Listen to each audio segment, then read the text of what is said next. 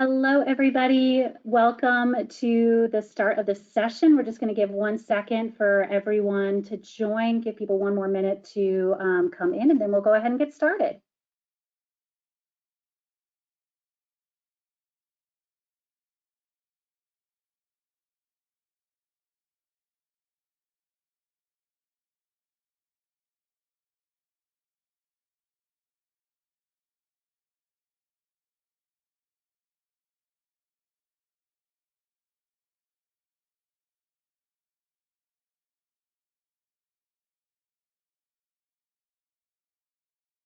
Okay, well, thank you guys so much for attending the session and being with us this afternoon. And thank you so much to all of our speakers for being with us today. My name is Jessica Felt, and I'm the Preservation Initiatives Manager at Preservation Maryland. We're presenting today's session in collaboration with the Maryland Department of Commerce Office of Tourism and the Legacy of Slavery program at the Maryland State Archives as part of their 400 Years of African American History Fellowship, which is funded by the 400 Years of African American History Commission. And we're going to be putting information about all of our partners up in the chat. So this session is a bit of a continuation of a collaboration we started last year with tourism on webinars about research on the Underground Railroad. Our first session in this series covered discovering authentic history of the Underground Railroad, and the second covered researching and writing Network to Freedom applications. And so today we'll be talking with the fellows to see how COVID-19 impacted their work. And we will also be putting up information and links to the past session over the course sessions on this in the chat as well.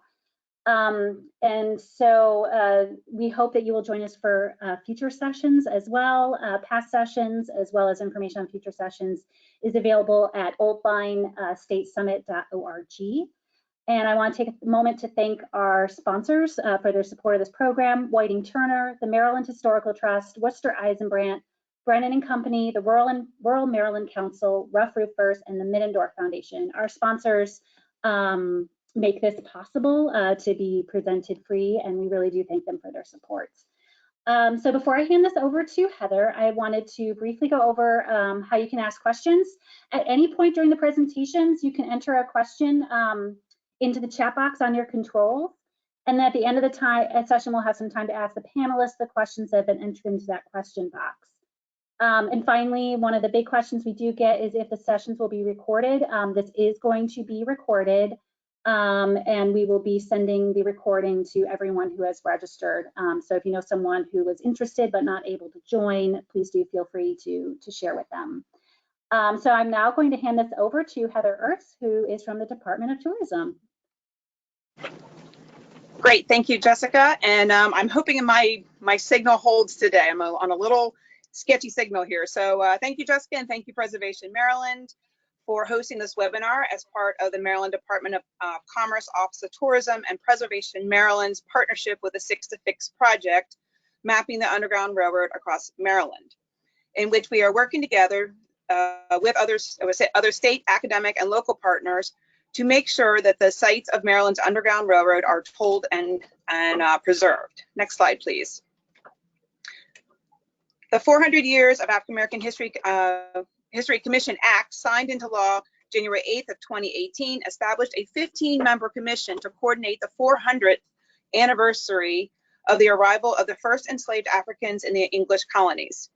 The commission's purpose is to plan, develop, and carry out programs and activities throughout the United States that, number one, recognize and highlight the resilience and cultural contributions of Africans and African Americans over 400 years, acknowledge the impact of slavery and laws that enforced racial discrimination on the United States, encourage civic, patriotic, historic, educational, artistic, religious, and economic organizations to organize and take part in anniversary activities, and finally, to assist states, localities, and nonprofit organizations to further the commemoration and coordinate public scholarly research about the arrival of Africans and their contributions in the United States.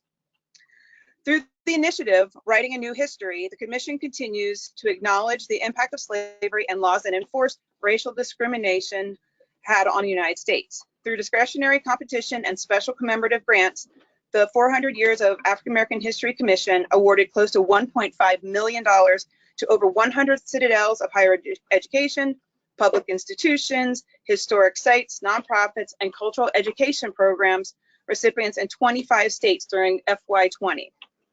The Maryland Office of Tourism and the Legacy of Slavery program at the Maryland State Archives were awarded one of only 10 grants available at the highest award level. Next slide, please. As an appropriate commemoration and to honor 400 years of African American history, this semester, the Maryland Office of Tourism and the Legacy of Slavery in Maryland program at the Maryland State Archives hosted and worked with 4 emerging scholars, one in honor of each of the 4 centuries of African and African American resilience and cultural contributions to America. Next slide, please. The fellows have worked with the Legacy of Slavery program at the Maryland State Archives for 4 months on the important research of uncovering the histories of individuals who utilized the Underground Railroad to gain their freedom and others who assisted those fleeing from bondage. It is imperative to bring to light the stories of the many currently unknown individuals whose lives were forever changed by the Underground Railroad, and to share their stories of determination for freedom, self-preservation, and self-emancipation. These stories will serve as lessons and inspirations for generations to come. The research, discovery, and sharing of the individual stories of the Underground Railroad is a powerful and effective way to recognize and highlight the resilience and contributions of African Americans. Next slide, please.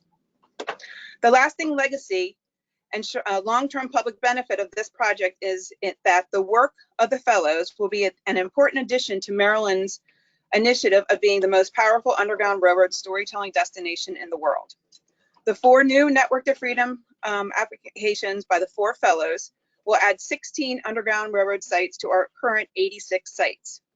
Our goal is to have over 100 documented Underground Railroad sites in Maryland for 2022 in honor of the 200th anniversary of Harriet Tubman's birth, Marylander and the most successful conductor of the Underground Railroad. Next slide, please. As the state's travel marketing agency, the Maryland Office of Tourism will apply the full power of the office into developing emerging tourism products to encourage domestic and international travel to the collection of Underground Railroad sites across the state. The new information and sites discovered during this project will be added to the Visit Maryland website at visitmaryland.org/UGRR and added to the reprint of the visitor guides, Maryland's Underground Railroad Network to Freedom.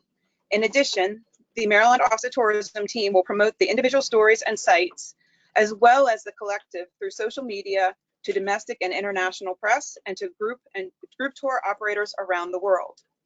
Next slide, please. The Maryland Office of Tourism and partners strive through the identification, documentation, and interpretation of Underground Railroad sites to encourage travel to authentic sites. We strive to educate and instill in the public through the power of place the significance of the Underground Railroad, the powerful stories of activism and self-liberation from slavery, and the need to visit these sites to learn important American stories of the power of freedom, determination, self-liberation, and community. Next slide, please. One of the inspirations of the Writing a New History project for the 400 Years of African American History Commission were the words of John R.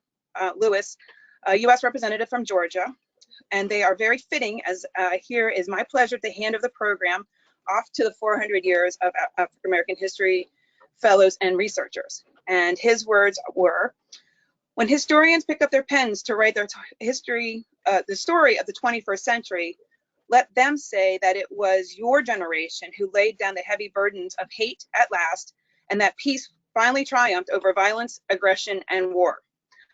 So I say to you, walk in the wind, brothers and sisters, and let the spirit of peace and the power of everlasting love be your guide. And with that, it is my honor to hand this over to Sophie Hess, who has been one of our 400 Years of African American History researchers as part of this project. So Sophie, take it away. Great, thank you so much, Heather. And so thank you for everyone for joining us here today, and to Jessica Felt and Preservation Maryland for hosting this conversation. So my name's Sophie Hess, and I'm a PhD candidate in American history at the University of Maryland. And this spring, I worked with the 400 Years Project as a researcher, so I was able to see firsthand the incredible work that these fellows have been doing. Alexandra, Cameron, Angela, and Matt have had their work cut out for them this year, each of them undertaking 4 site-specific projects with complicated, often hard-to-access archival footprints during a period when archives have been staggeringly challenging to engage. Week after week, the fellows met this challenge with tenacity and deep investment. Not only have they resurrected crucial histories of people who resisted and escaped enslavement, they've also done so with particular care and attention to the legacies these histories hold for the communities in which they come from. Indeed, thinking about research in the era of COVID-19, it wasn't just our archives that were affected, but our natural ability to form and sustain connections with others. Given this, I was particularly struck by each of the fellows' ability to engage in the communities where their work has been focused, of building trust over phone calls and Zoom and while wearing masks, and of collaborating with each other despite never having met. As many of us know, and as we will learn from each of today's presentations, doing public histories of slavery in a pandemic has been extremely challenging and has raised methodological, practical, and existential questions about the work. Today's speakers are both asking and answering these questions in innovative and critical ways and are actively building the future of our field. As you can see, I'm totally moved and inspired by their work, and I know that you will be too. So I'll give a brief introduction to each of the fellows, and then we'll sort of take it away. So Angela Bailey will be presenting first. She earned her BA in anthropology with a minor in museum studies from St. Mary's College of Maryland, with a focus in historic archaeology. She is currently in a dual master's degree program in applied anthropology and historic preservation at University of Maryland. Her master's research focuses on the transition from slavery to tenancy in mid-Atlantic plantations through archaeological analysis. Angela is interested in the use of archaeology to gain a greater understanding of present-day social justice issues by researching the interplay of race, gender, and class in rural plantation contexts. For this fellowship, Angela focused her research on underground railroad sites located in Southern Maryland.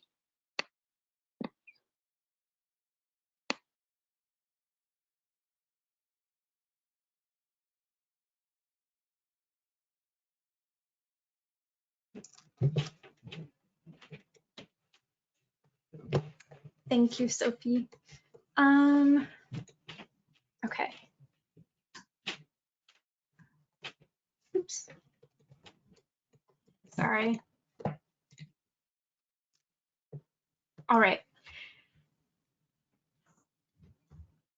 So today I will be discussing the use of online newspaper databases in Underground Railroad and freedom-seeking research. And I will also describe how I utilize these online newspaper databases to research the events of the 1845 Tobacco Uprising, which was one of my case studies for this fellowship, and then offer online resources for conducting your own newspaper research that I found helpful during this whole fellowship and process. So newspaper databases are an excellent way to start research into slavery and the Underground Railroad, and also a really great place to return to if you hit a dead end at a certain point in your research. Especially when some newspaper databases have been made text searchable, you can sometimes easily find articles to start your research or pick up new leads. However, if not text searchable yet, narrowing down a short time range that your person was alive or perhaps seeking their freedom can lessen the amount of reading that may lead to other areas of research. Information like plantation names that may have changed during the course of a generation, runaway slave ads that might give you vital clues as to where someone was headed, and other records like auctions that may include names which can offer a longer timeline of someone's life. And these small details always, not always, but sometimes tend to lead to other sources. And oftentimes small towns may have their own newspaper, and one can research general political opinions of an area, which can give you an idea if perhaps somebody entered this area after escaping their place of enslavement, Was this area abolitionist leaning, or was it more so a pro-slavery area?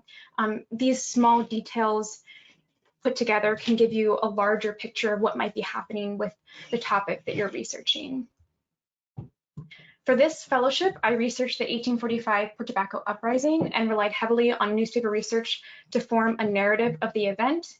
This uprising consisted of at least 30 men seeking their freedom from Charles County and St. Mary's counties together in the broad daylight, and made their way to Montgomery County, presumably for freedom-seeking purposes. It was documented by multiple newspaper outlets across Maryland, and the story made it all the way up to New York newspaper outlets. In many articles, Bill Wheeler, who was enslaved at the time, and Mark Caesar, who was emancipated, were named the leaders of the event.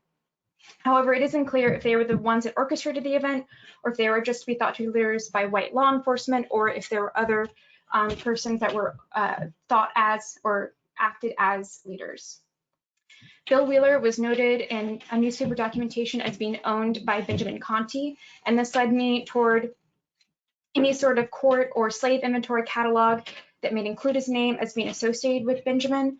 I found Maryland State Archives' online Maryland Session Act, in which Benjamin Conti's guardians in 1836 were given authorization to bring enslaved persons owned by Benjamin into Maryland, one of which was named Bill, who was noted to have been the son of Patty and the grandson of Eliza, who were also enslaved by Benjamin, which led me to new information as to where Wheeler lived prior to the event. So it started in Tobacco, Maryland, which is located in Charles County. Both Wheeler and Caesar would have been living in this area at this time. And it started on July 6th, a Sunday in the daytime, reportedly in a populated area. The number of people that were organizing this event is not known for certain. Some newspaper articles at this time stated 30, others stated as high as 70. The lower numbers are usually associated with abolitionist newspapers, and so we might assume that the higher numbers were stated to justify later violence toward the group. From Tobacco, they made their way to DC. It's unclear what their intention was. Perhaps it was just to get to DC, as it was known for having Underground Railroad personnel. However, after reaching DC, the Daily Union reported that a group of 200 white people chased the men out of the city through 7th Street, though this number or the aspect of the story is not elaborated in other newspaper articles, so we might see that with a grain of salt. As they left DC, the group went down Frederick Road in Montgomery County, Maryland. At this point, they were attacked by a white supremacist vigilante group referred to as the Montgomery Volunteers. Again, depending on the journal, the way the men were treated differed. The Maryland Journal stated the men were treated, quote, humane and in a becoming manner. However, others reported a much more violent event. Men were captured during this time and taken to the Montgomery County jails and then transported to jails from counties where they came from originally, including Mark Caesar. Wheeler was still on the run for at least 10 days after the event, and the circumstances of his capture were not recorded. Caesar and Wheeler were tried separately at the Tobacco courthouse. Caesar was tried as a free person for aiding and abetting enslaved persons in escapes and was convicted on 10 out of 36 indictments, which sentenced him to 40 years of prison. However, he died of consumption in the state penitentiary on November 11th, 1850. Wheeler faced the final court decision of death by hanging on November 1st. However, he actually escaped the Tobacco jail later in March 1846, but I was unable to ascertain his whereabouts after his final escape. This is Tobacco. This is Tobacco today, an aerial view. It's now used as a historical village. This is the Tobacco courthouse right here. The jail that they would have been kept at and the jail that Wheeler escaped is no longer standing. It just exists as an archaeological site right behind the courthouse. This is a picture of the jail that replaced it next to the then burned Tobacco courthouse in 1890. Following the revolt, there were multiple slave order meetings across Maryland that were recorded in newspapers, particularly in St. Mary's and Charles counties, which resulted with resolutions for stricter treatment toward enslaved populations by slave owners. This included prohibiting religious meetings among enslaved populations without the presence of a white slave master, restricting their ability to trade goods and visit other plantations, and also calls for additional police surveillance in the areas. One aspect of utilizing, One aspect of utilizing newspapers for this sort of research, as with any other form of historical documentation, after finding related articles to your interest, it's important to assess the particular news outlet's biases. Within the study of slavery, researchers commonly utilize documents that were made for and by slave owners that then contain bias formed by hatred toward persons of color. However, in an area of research where data may be scarce, it's important to ascertain possible facts that may be held in such documents, like a slave inventory. Throughout the story, multiple news outlets were writing the events as it unfolded, and their retellings were definitely bent toward their affiliation with slavery or being anti-slavery. To mitigate this, I tended to rely more so on abolitionist writers, however, also stating where and how I got each fact needed for each larger narrative, and then taking into account the bias or the bent toward being pro-slavery in my final paper. These are the newspaper resources that I found the most helpful during this experience. Chronicling America is a very large database put on by the Library of Congress. It's completely free and also text searchable. Drawbacks include being that it's so big. Sometimes some newspapers get lost. You might have to go through more specific sources like a local historical society. I also just wanted to highlight the National Museum of African American History and Culture. They have the Liberator, which is an abolitionist newspaper, completely free, and the Accessible Archives, which requires a paid membership, but if you have an institution that has membership access, it is free, and it has multiple abolitionist newspapers, and these two sources were the most helpful with finding the abolitionist side of this story. And with that, I end my presentation, so thank you. Great, thank you so much, Angela. So our next presenter is Matt Laroche. And I'll also say that you'll have a chance to ask questions of the presenters at the end. So this won't be the last you hear of anyone. So Matt Laroche is currently pursuing dual master's degrees in library science and 19th century US history at the University of Maryland. A graduate of Gettysburg College's prestigious History and Civil War Era Studies program, Matt spent his undergrad years interning with the National Park Service at Harper's Ferry in Gettysburg, and he curated an exhibition on the legacy of the United States colored troops and the long struggle to secure Black officership. Matt has made a habit of marrying public and academic sides of his historical research, interpretation, and preservation with an eye for producing narratives that are both meticulous and emotionally resonant. So Matt, take it away.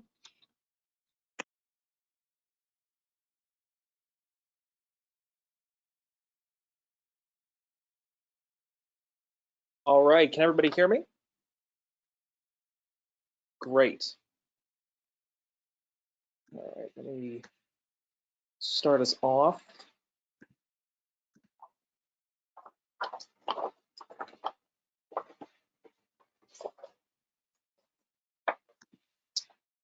Not sure why it's opening over here.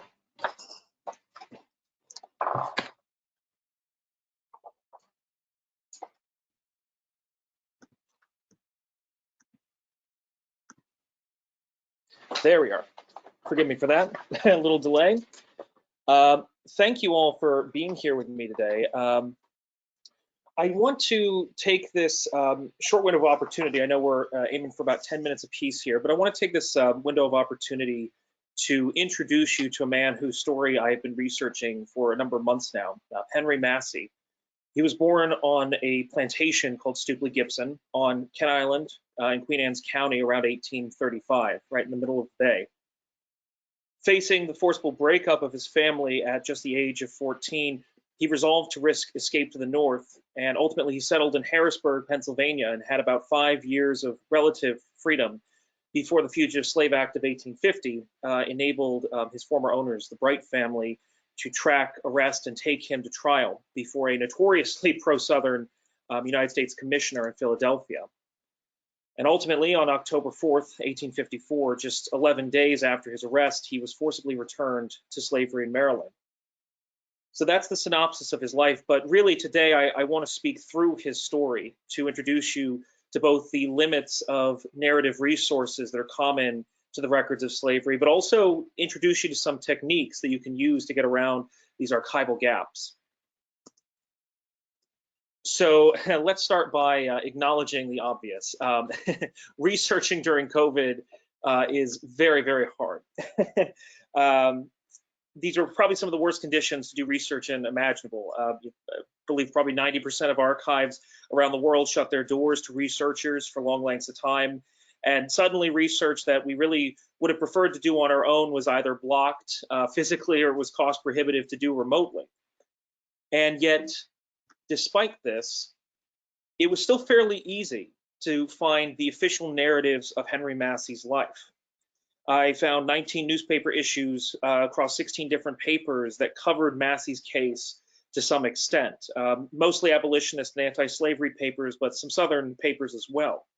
And through these papers, I managed to reconstruct the entire timeline of his arrest, trial, and forcible return to Maryland, despite the fact that the National Archives of Philadelphia have, like so many others, been shut down, and thus have not had any access to the analog elements of his case, the case files that might still exist in their collections. They unfortunately just don't know at the moment. And at the same time, I also managed to find the wills for 3 different generations of Bright family members, the men who owned Henry Massey, detailing how and why and when they transferred their chattel property amongst themselves. And I think that this illustrates an important point to keep in mind about the nature of archives. They are rife with gaps and silences where marginalized people's records are concerned. And as you continue to do research of your own, like we have been doing, I want you to always keep in mind that whatever narrative scraps, whatever bits of mentioned newspapers or diaries or what have you, letters, have survived of the enslaved, it's typically because those scraps had some utility to others. That's why they survived. And I want to take a moment to illustrate the limits of these narrative records using Henry Massey's story. So here you see on screen the beginning of Henry Massey's life in the historical record. His name is first written down in James's Bright's 1845 will, as he is setting up the chain of events that will transfer him to his son, Joseph Bright.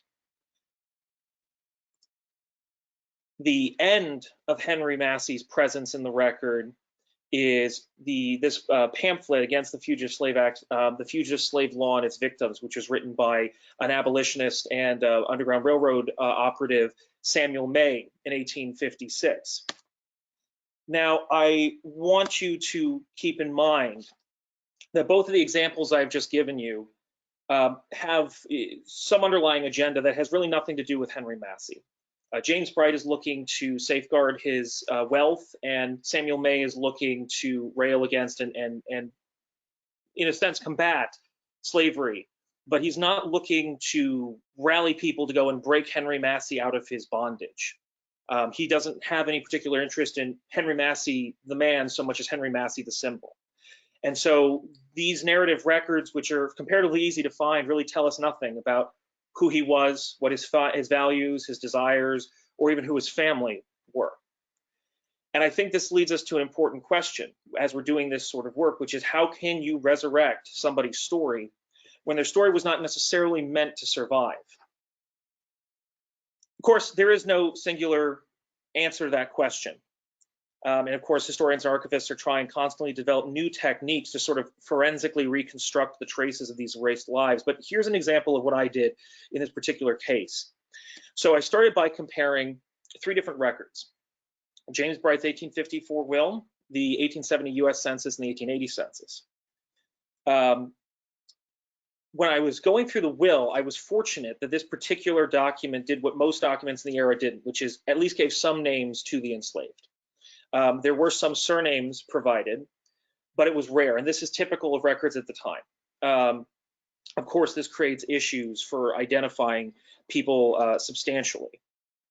But still, identifications can be made. And in this case, the breakthrough was taking some of the given names that I was finding in this will and running them through the later censuses, these first censuses that recorded the names of the now formerly enslaved. And I was looking for Masseys and other similar family groups on the property at Stupely Gibson, and I had some success in finding them, which was very exciting. But of course, as we're talking about this, I want to bring up this point. We want to avoid speculating, and at the same time, we don't want to discount the meaning invested in names by the enslaved. And I think this is an important point.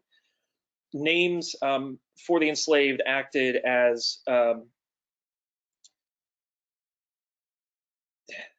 there's a power to names.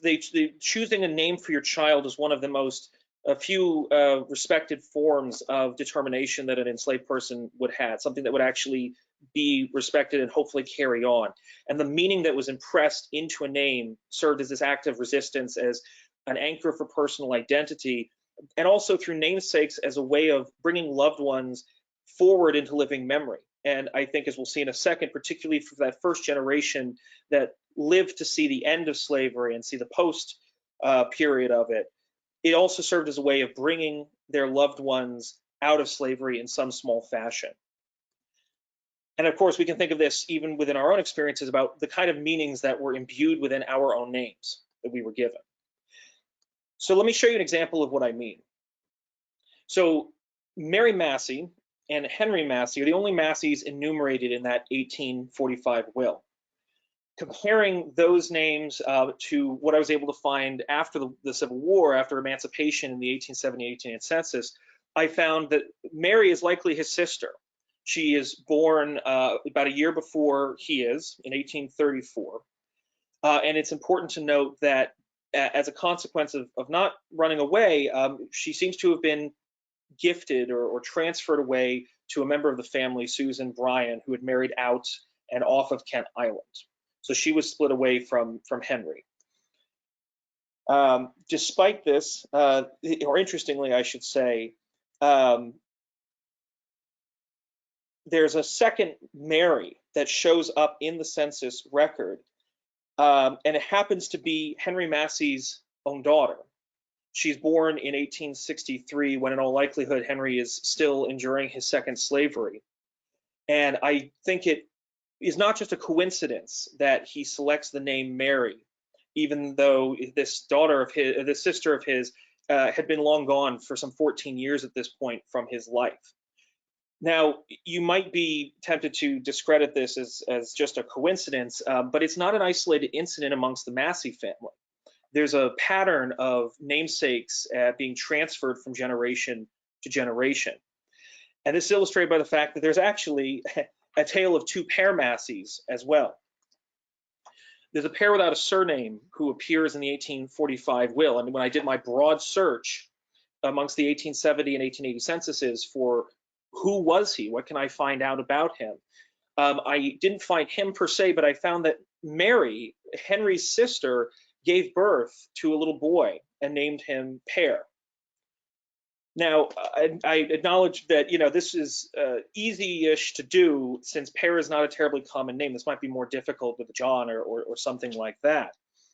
But at the same time, the fact that this trend does exist, that there's a pattern of naming children after people from your past, such as a sister who was sold away, we can at least posit that Pear might have been carrying the namesake of a grandfather who had since died, or in this case, Henry and Mary's father.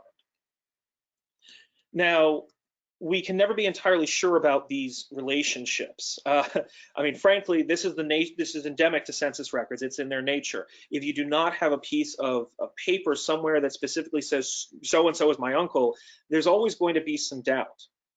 But despite this, we know at least from comparing these records that there was some relationship, some deep feeling between Mary and the pair that in all likelihood ended his life at Stupely Gibson before the end of slavery.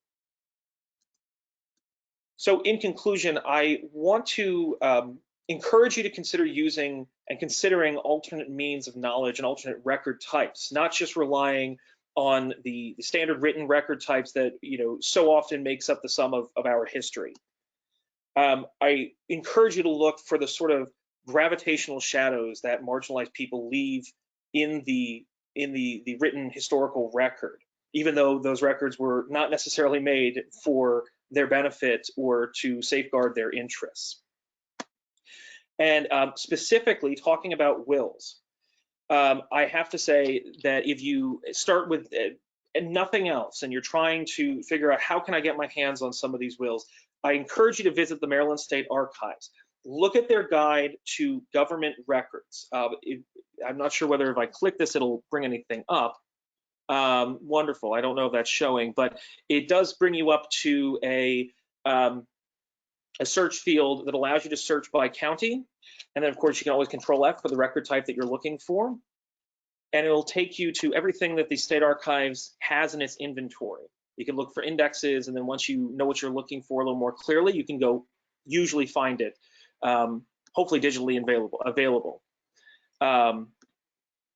Failing that, you can always go to your local county courthouses and look at the Register of Wills that is present there.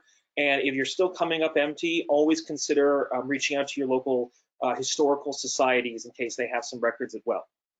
So thank you for taking the time to be with me this afternoon, and I wish you good luck on your own research adventures.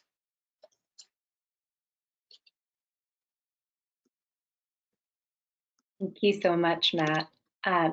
So our next presenter is Alexandra Mcdougall.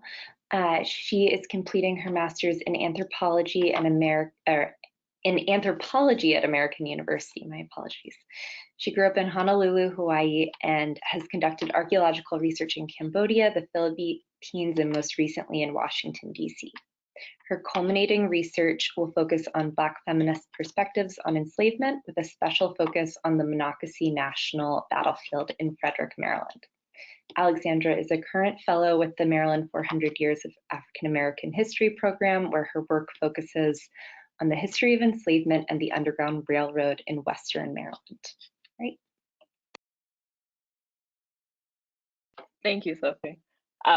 Hello, and thank you to everyone that's here today. I really appreciate it. My name is Alexandra Mcdougall, and as Sophie said, I'm an anthropologist and a fellow with the 400 Years of African American History program. Could I have the next slide, please? Cool. So today I'll be talking about the skills that I found most useful for researching enslavement and the Underground Railroad in Maryland, specifically during the 18th and 19th centuries.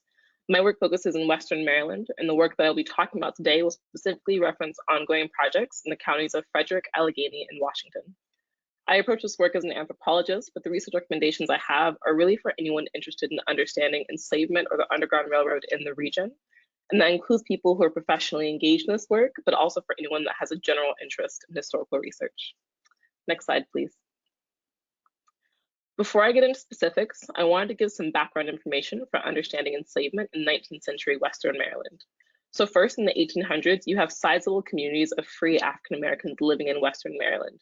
This is in part due to an increase in people freeing their enslaved, largely for economic reasons that I'm happy to go into more in the Q&A if anyone is interested in my own time. And it's also important to know that enslaved individuals are moving around the region both before and during efforts to escape. Next slide, please. So in Maryland in general, it was not uncommon for enslaved individuals to be sent out to work on properties outside of the properties they were enslaved on. This is something we see in famous narratives like those of Frederick Douglass and Harriet Tubman. So this combination of enslaved laborers being sent out to work around the region alongside this increased population of free African Americans means that you see more opportunities for enslaved and free African Americans to have families together, but also to collaborate for resistance efforts. As a researcher, I think it's really important that we address the overlap both in space and relationships between free and enslaved African American communities, rather than discussing them or framing them as separate groups with separate histories. So with this context in mind, the two suggestions I have for researching both the Underground Railroad and enslavement in Western Maryland are first to use archival collections from both individuals who were enslaved and the Underground Railroad operatives, and second, and most importantly, to use local and community resources as much as possible. Next slide, please. So the first suggestion is to utilize narratives and archival collections from Underground Railroad operatives. The narratives of both enslaved and escaped individuals are incredibly helpful. They provide information on the day-to-day realities of both enslavement and escape attempts. For perspectives from Western Maryland, I highly recommend the autobiographies of James W.C. Pennington and Reverend Thomas Henry.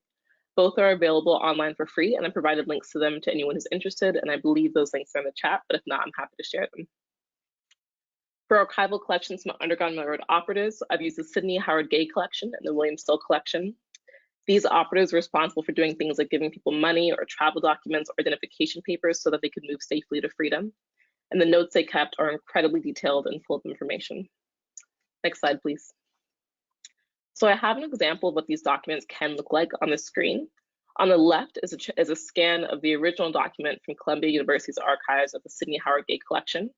And on the right is a transcribed copy that is a bit easier to read and also part of the collection. So here we see Sidney Howard Gay meeting a woman named Ann Hinson. He explains the conditions of her escape, tells us what her name is changed to, and tells us where she will be going.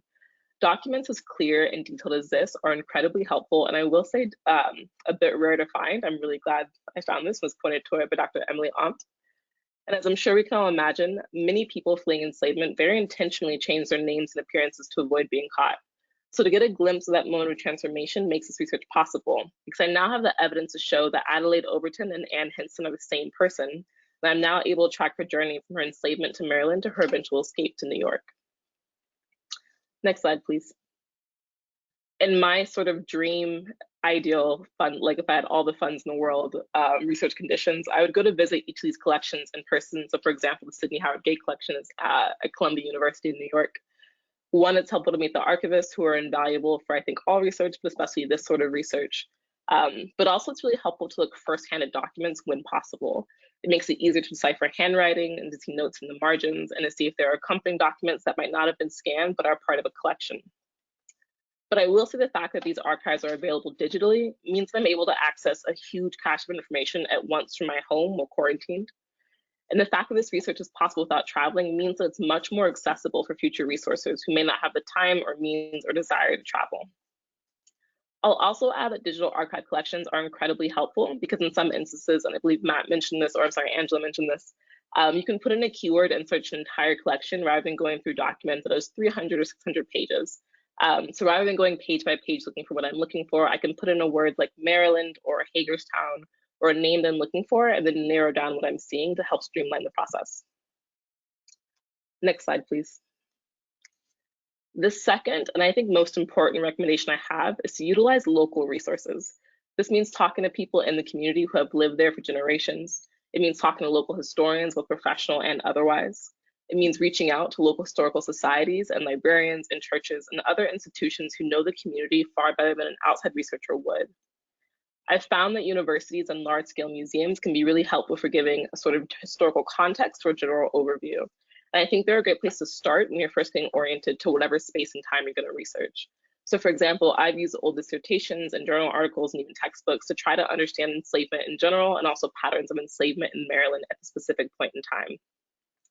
But the most fruitful perspectives that I've found have come from talking to people who know the community and can help put some of these big picture trends in a local context. So for example, in my work in Hagerstown and Cumberland, I built on the work of Dr. Emily Omt and Dr. Lynn Bowman, who've been doing research in this area for years and also live in the region. So on the screen here, I have an example of a driving tour of Underground Railroad sites, specifically in Hagerstown, that Dr. Emily Omt has designed. I've also added a link to this, and I highly recommend people both go on this driving tour and also read through the pamphlet. It provides a lot of incredibly accessible and helpful information about the Underground Railroad, both generally in Maryland and specifically in Hagerstown. Next slide, please.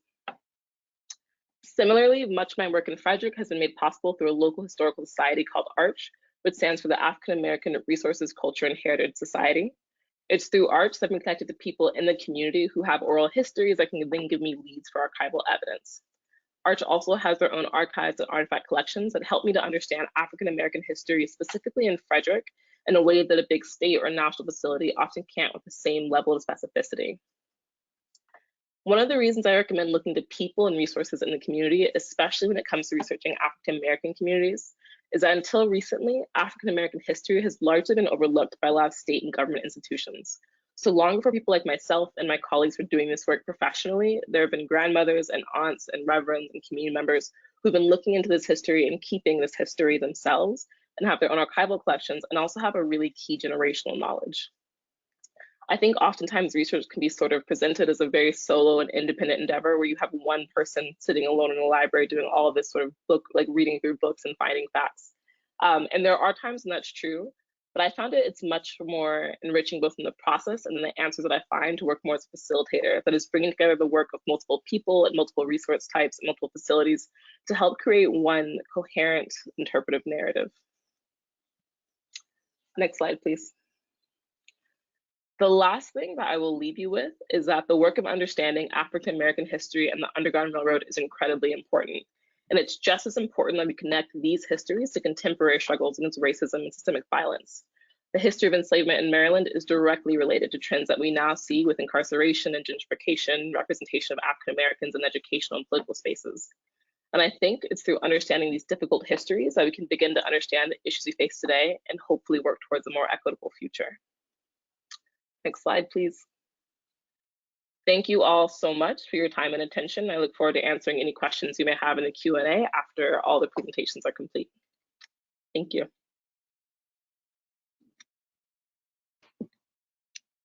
Great.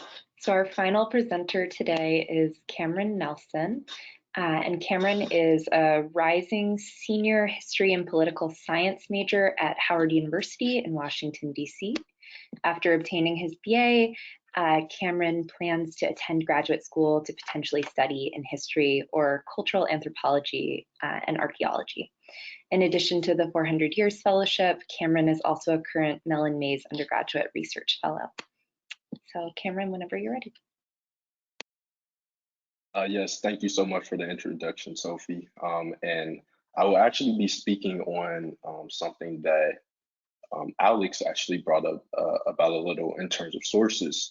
And so one of the major things I learned even during COVID is the importance of verifying and not only ensuring that a source of any source for a research project is accurate, but also making sure that they're verifiable and that these sources can provide verification for any of your research. So I'll basically be going over the differences between having an accurate source, having a verified source, and how all of this went into the creations in my research for my research projects.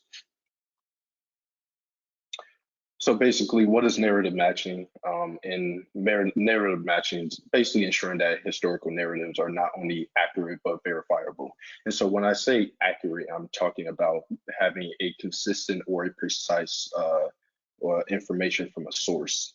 And many people say that, oh, a source is accurate in the sense that it has the information that's required for your resource. However, just because it's accurate doesn't mean that it's verifiable. And basically, verification is ensuring that a source or information is true and just. So just because a source is accurate does not mean that it's verifiable. And I'll basically be going in depth on a little bit more of that in my next slide. And essentially, this breaks down to ensuring that a source is true. And most of this goes into the difference between a primary and a secondary source. Primary sources are basically sources or pieces of information that have been recorded or collected during the time of an event occurring. So a diary, an article from that event, a memorandum of a person, etc. Those are all basically primary sources.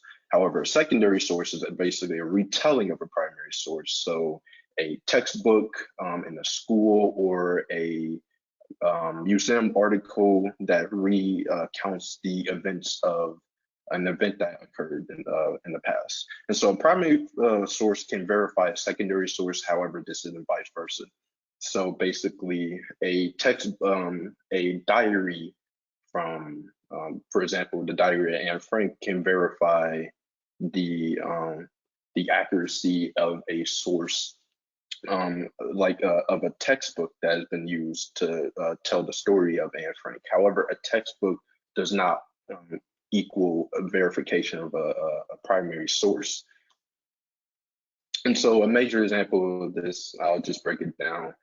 School 1 has a textbook that states that a boy found an apple on April 2nd, 2000.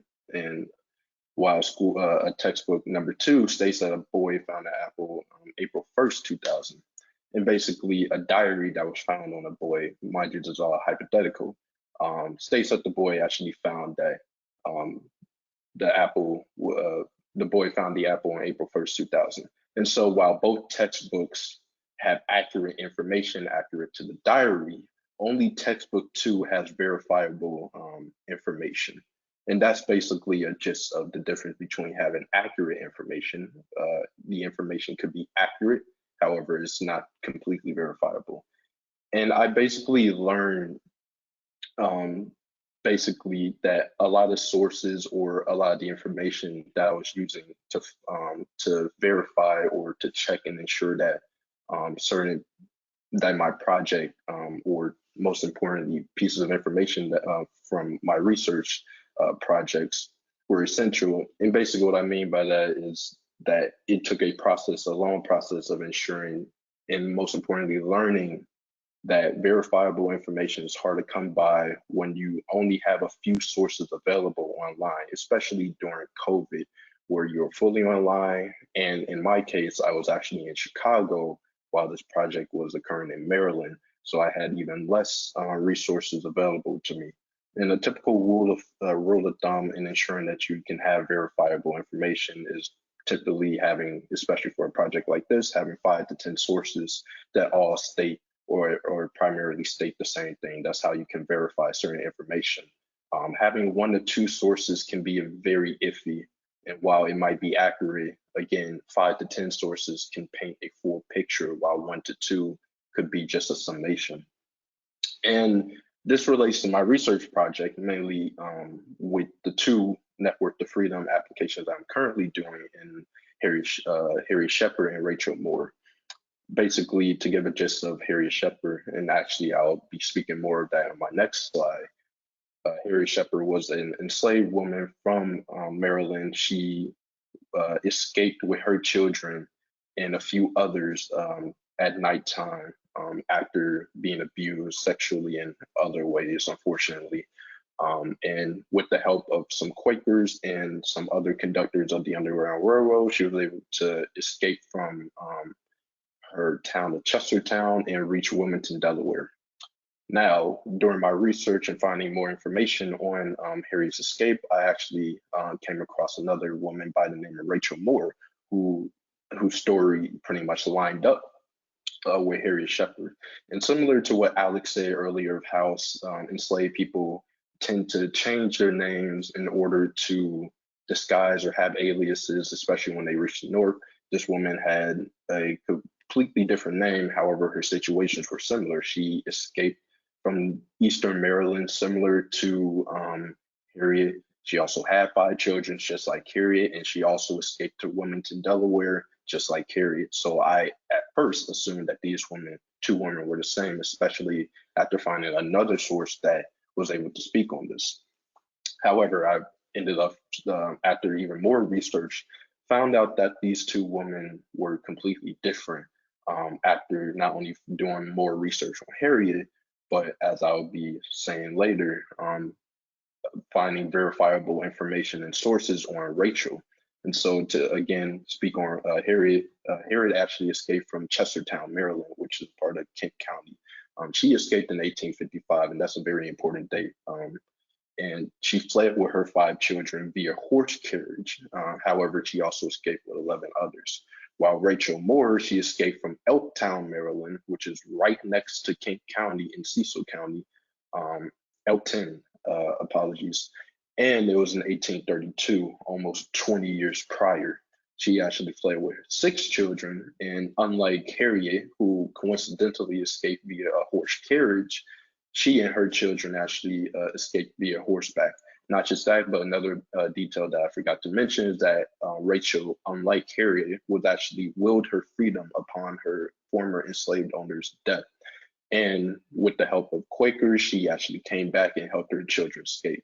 I found out that these 2 women were completely different. And with my research and basically digging and going into different rabbit holes, I was able to actually find my second project, which is the project on Rachel Moore that I'm currently doing, and ensuring that that her memory lives on just as much as Harriet Sheppard's, because as major as a story that Harriet Sheppard is, her story is actually overshadowing Rachel Moore's story.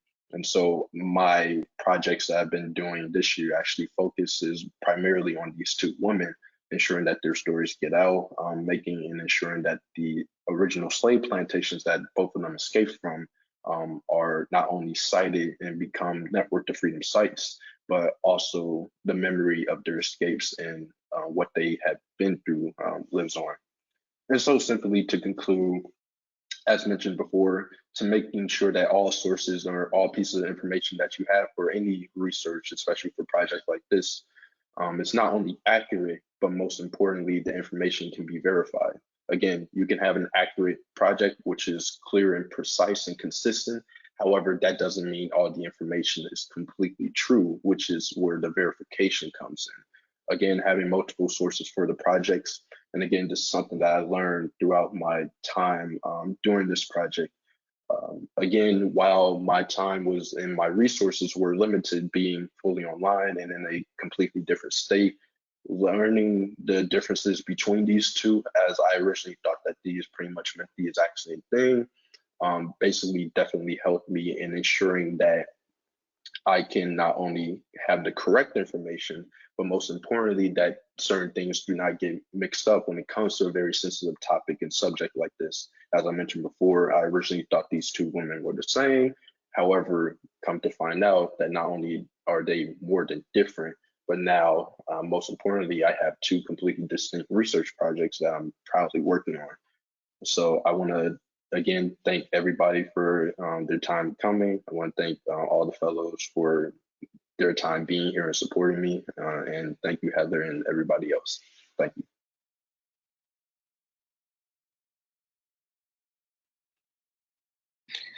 All right, so that concludes our 4 presenters. So we'll have about, I guess we have about a half hour left to ask questions. I'll start with a question for each of the fellows, and then members of the audience can ask questions. I believe there's a question function that you can submit, and then I'll read them as they come.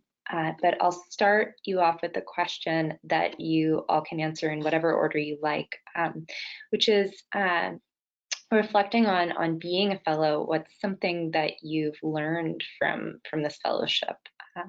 Yeah.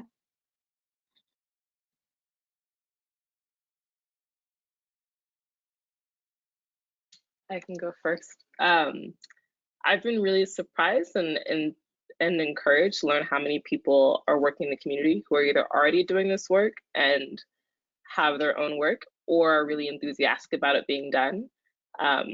And that gave me a lot of hope for the ways this work would be continued after this fellowship, but also the ways that the sort of ideal outcomes that we're creating interpretive material that you'll then have panels for and exhibits for and could go see. And it gave me a lot of hope for the ways those interpretations could be engaged with.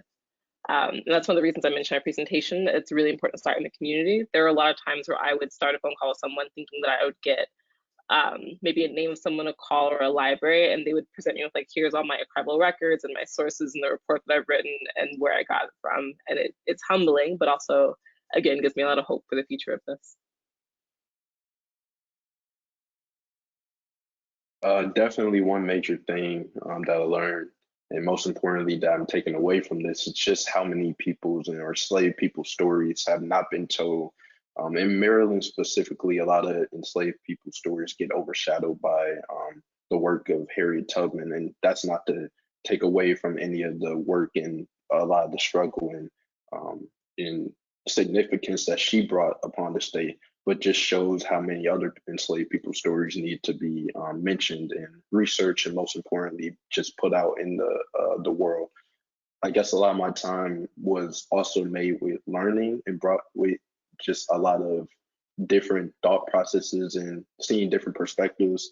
I know I had a lot of talks with the other fellows, and they definitely, helped me out. And potentially the work that I'm doing right now is actually going to help me in the long term in terms of this potentially being one of my research theses, or well, my senior thesis for my school.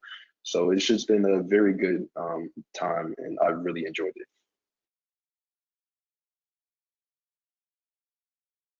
I really enjoyed learning about the Network to Freedom program itself. It wasn't something that I knew about prior to this fellowship, and one of my master's program that I'm in right now is in historic preservation, and historic preservation right now, like a lot of academic disciplines, is trying to include a larger history that academics prior to the last few generations may have been completely missing, like what Alex was speaking about in her presentation. And what I really appreciate about this program is that it focuses more on stories and the people themselves, and not necessarily about the integrity of the site, which, while that definitely has its place in historic preservation, sometimes it can make it difficult for sites related to slavery, the Underground Railroad, to actually be told, because they might not exist anymore because of the system that put them in there in the first place. And so I think that it's amazing that this program exists, and that these stories can continue to stay on the cultural landscape despite maybe not being associated with a house or a structure itself. And I think that sort of recognition of the history, but also validating the history at the same time, is really important. I think it's really important for the discipline itself. So I really enjoyed learning about that. We had a lot of experts from the actual program, from the National Park Service. So it was really nice speaking to them and everybody else that we were able to talk to during this entire fellowship. No, I absolutely agree with what all the fellows have said so far. I think for me, it was just an incredible revelation just how essential collaboration is to this kind of research, and specifically to getting the kind of access and tapping into, in some cases, even the community levels of memory and of understanding. And it's been surprising to me just how many different scholars, how many different state organizations, including, of course, the National Park Service, federal government, have been involved in our projects, that have left their fingerprints on our projects. And I can't name how many times people have come through for me, pinch hitting, in the bottom of the ninth, with finding a document that I had completely given up hope of ever getting my hands on. So I think for me, I didn't have a grasp as a researcher of just how much work goes on behind the scenes. And it was good to be dissuaded a little bit of this sense that research can be a solitary practice. I don't think that it can be.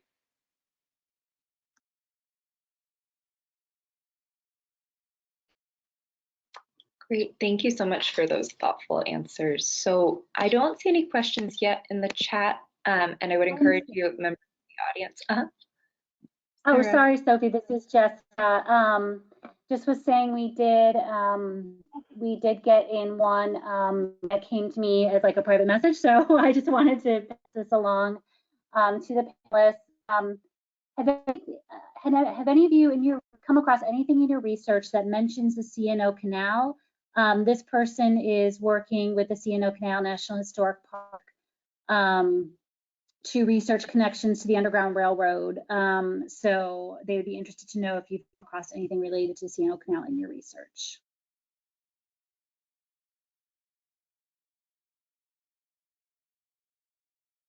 Thank you for the question.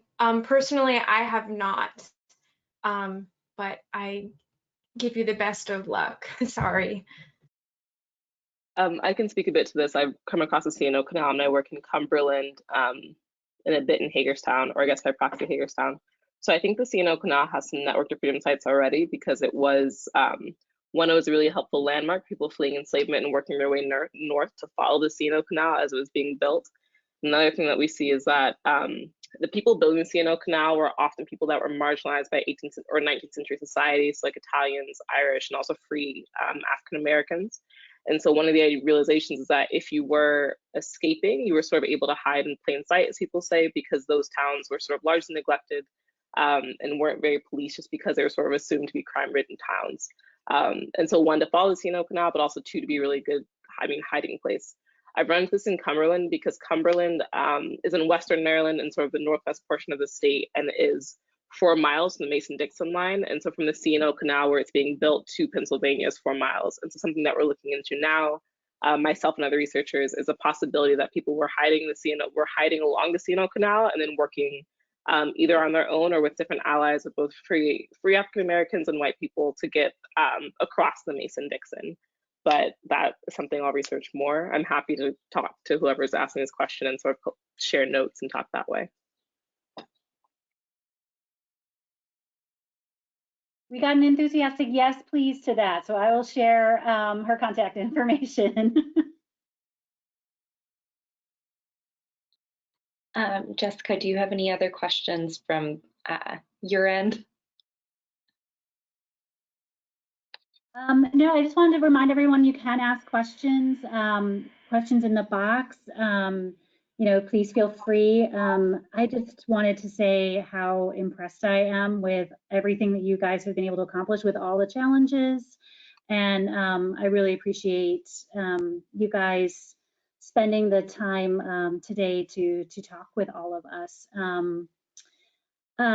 So I guess unless I see anything kind of pop up in the next couple seconds, I will just thank you again for your time, and I really appreciate it. And if something comes to you, this is to you, the collective audience, if anything comes up to you that later, because that sometimes happens to me, 10 minutes later, I'll realize I wish I'd asked something. Please do feel free to reach out to me, and I can get you in touch with the panelists. So yeah, unless you guys have any questions for each other before we go, anything that you wanted to ask after listening to the presentations. Oh, hey, look at this. This time we do have a couple in there. So one question is, have you had any challenges with land issues?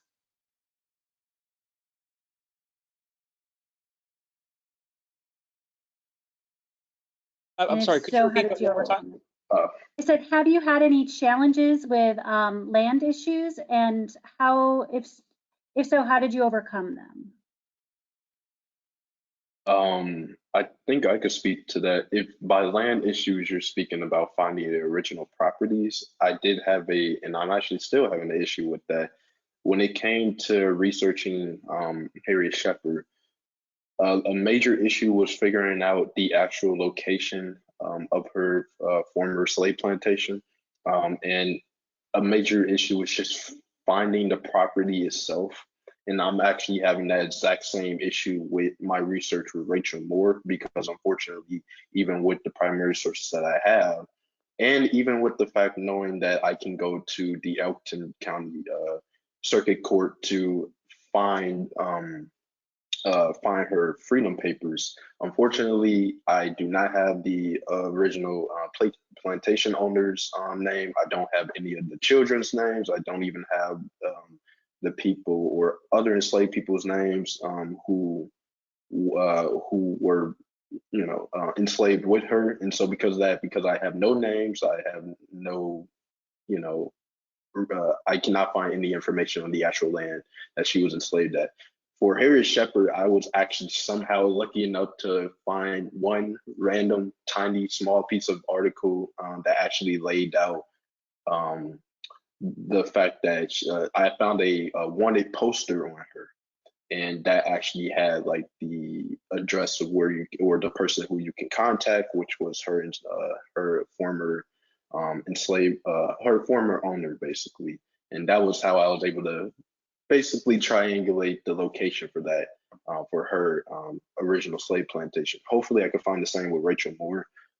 It's not really looking likely, unfortunately, but after doing some research and I go to the court and go find court records, I'm pretty sure I'll be able to find that. So yes.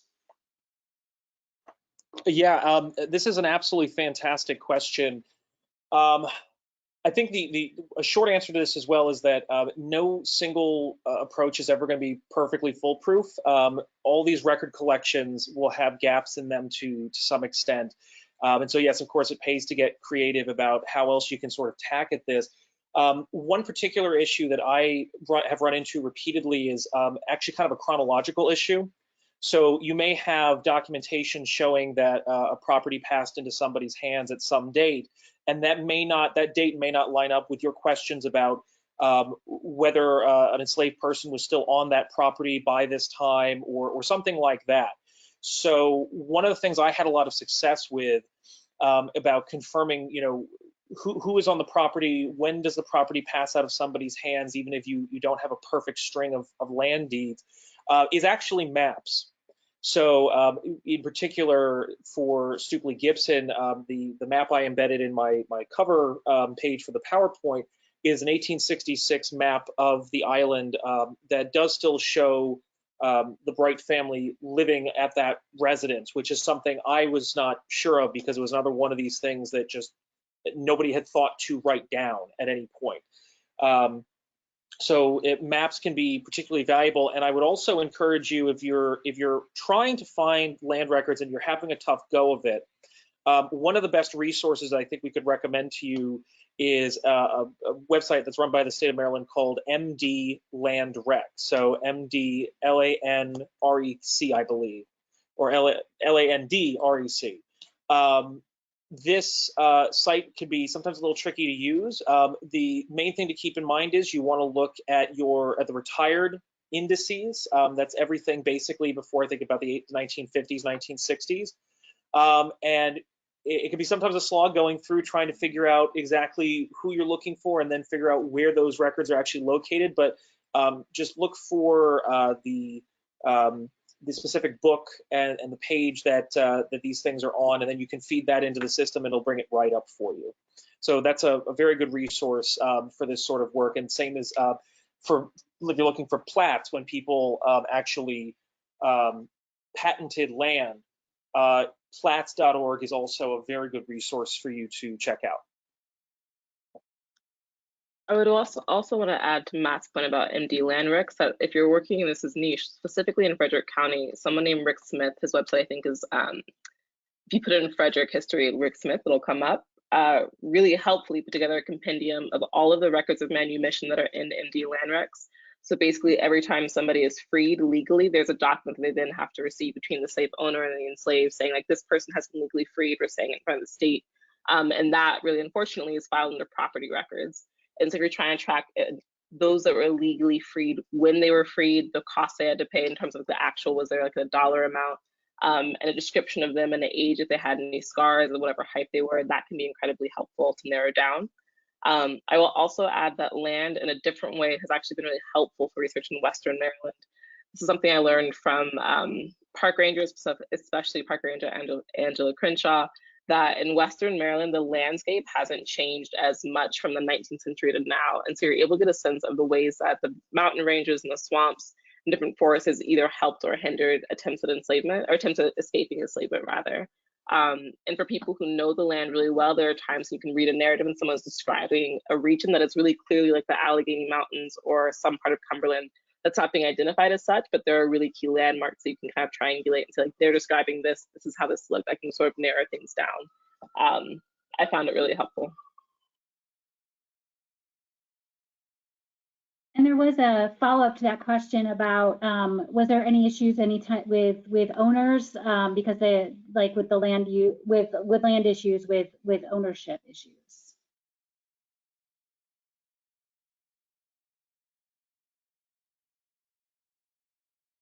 And if not, that's okay too. But just wondering. I guess my biggest issue is just getting into contact with owners. There are certain owners who, unfortunately, they're extremely elderly.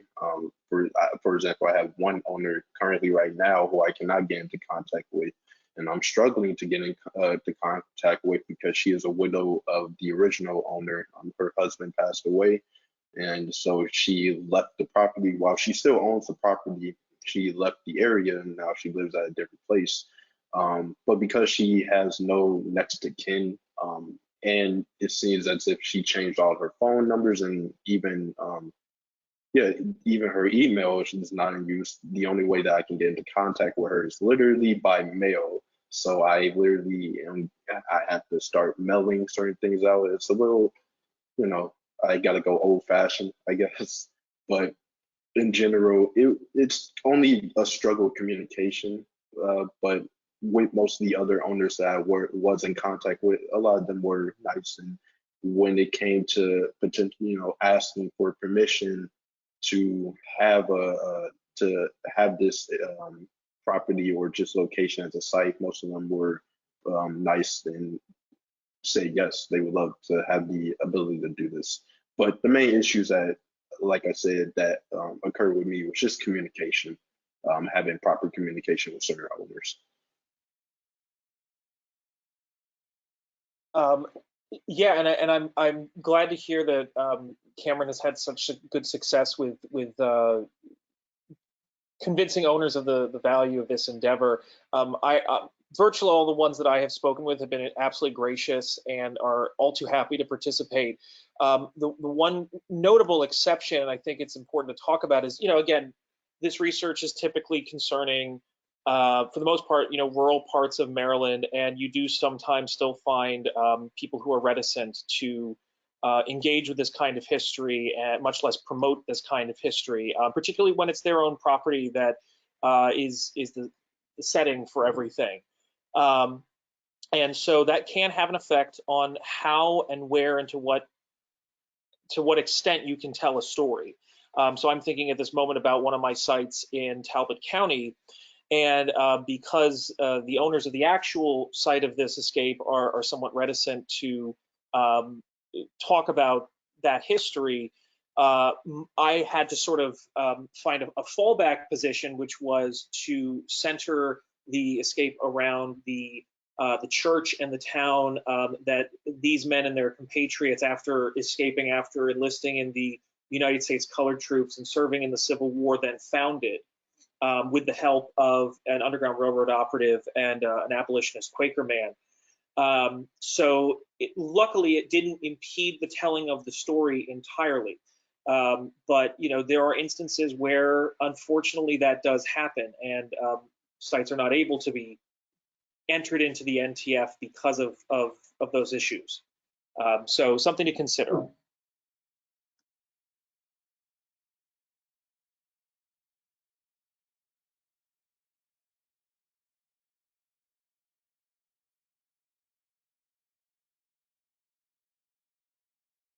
And we did have a question come up about that, about meeting any resistance from parties with subject matter and researching these cases. So I don't know if anyone had anything they wanted to add on that subject, in addition to what Matt said. I would add that I think it's difficult for people to call out racism at times, and something that definitely colors this research, both in what it means to be talking about enslavement with the current racial tensions in America, and also a site that I went to last week. The town had lots of Trump supporting signs and people, and it's a difficult place to be as an African American, but also a difficult position to be in, and that we are researching the sites with the hope that we will make sites that families can visit, and just sort of reckon with the fact that what does it mean if I'm uncomfortable that I'm then asking someone to bring a family there. I also would want to add that for me as a researcher, it is difficult it can be really taxing to spend so much time specifically reading about the horrors of enslavement, and then to see the really frustrating parallels between the ways African American communities are treated today.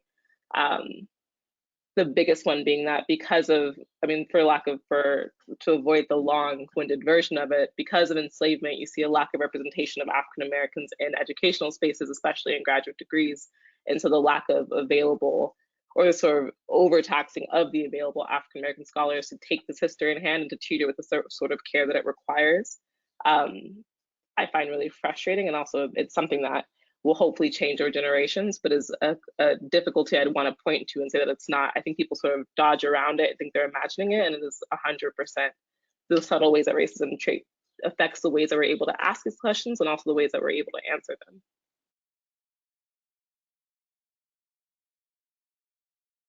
Absolutely, and Alex's comment just brought to mind an experience that I've had. I mean, I think doing this work, you're cognizant that at certain points you're going to be kind of walking onto the front lines of ongoing conflicts today. But that was particularly evident when I was conducting research in Talbot County, and I was walking around the county seat, and people all over the place have conflicting lawn signs about whether or not to keep the Confederate monument that is in the center of that in Easton, at the center of the town, and it is such a constant conversation going on amongst people that, I literally heard it, people talking about it walking down the street. I was asked about it by people in the archive once they knew the kind of work that I was there to do. So it was an uncomfortable and a little bit unexpected, I guess, situation to have people that approach you knowing you are a researcher working on this type of history, and either try to debate with you and denounce what you're doing on site, or they try to twist your arm and get you to confirm their beliefs. That's something that I hadn't expected to happen necessarily, but I think it's going to. I think in some ways it's just the nature of the beast going into these sorts of communities where history really is on the front lines of political discussion today.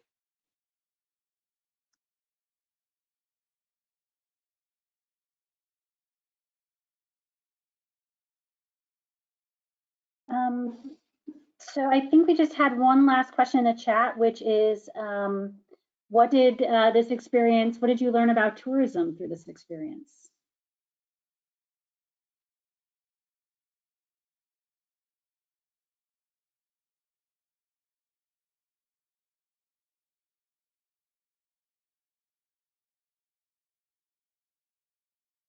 I learned a lot. I don't have a lot of experience in this realm of historic preservation or anthropology.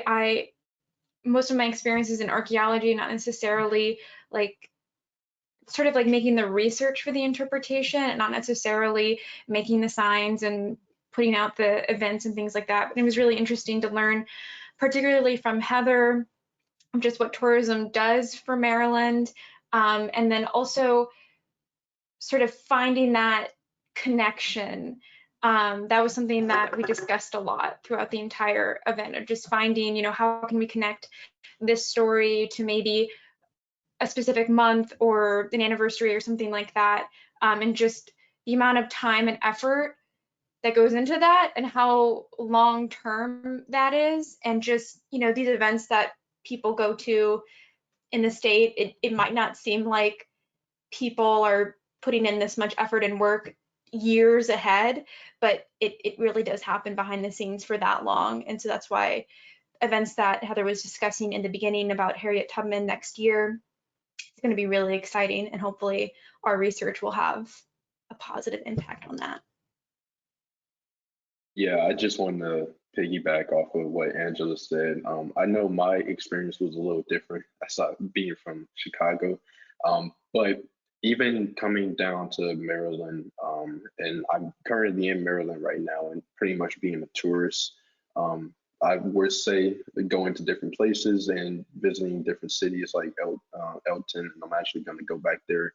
And even being in St. Mary's right now, just similar to what Angela's saying, seeing that a simple statue or simple sign just has so much time and effort put into it in the background, so much dedication by the person who proposed it, or even if it's not a person, just the thought that went into even thinking about that.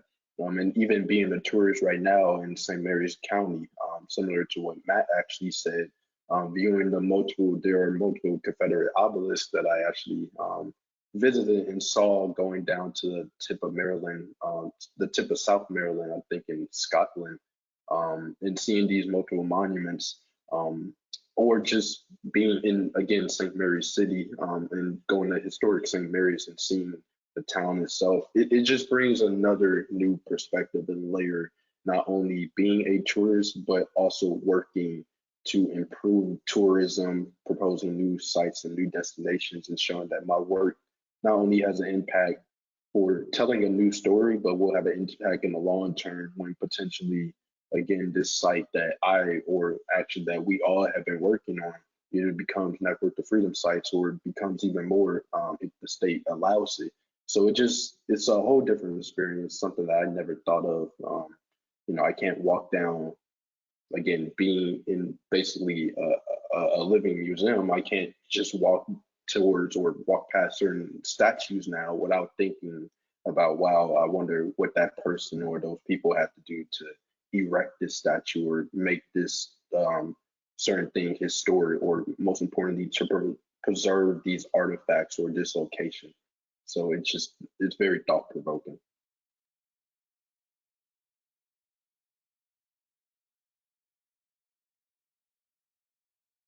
Well, thank you guys so much for being with us. And it is now 5 o'clock. And so thank you to everyone who attended, and thank you to all of our panelists. Thank you, Sophie, for walking us through the presentations today. And thank you to the partners at the Archives and Tourism for all their help with this. And thank you so much to all the fellows for your research and for sharing it with us today. And so, as I said at the beginning, but in case you joined a little later, this session is being recorded, so we will be putting that recording both on our website, and it will also be shared with everyone who registered via email. And so feel free to share that with anyone you know that might be interested and wasn't able to join today. And like I said, feel free to reach out. I can help you get connected with the panelists if any questions occur to you, or if you just want to connect on their research. So thank you so much, and have a great rest of your evening. Bye.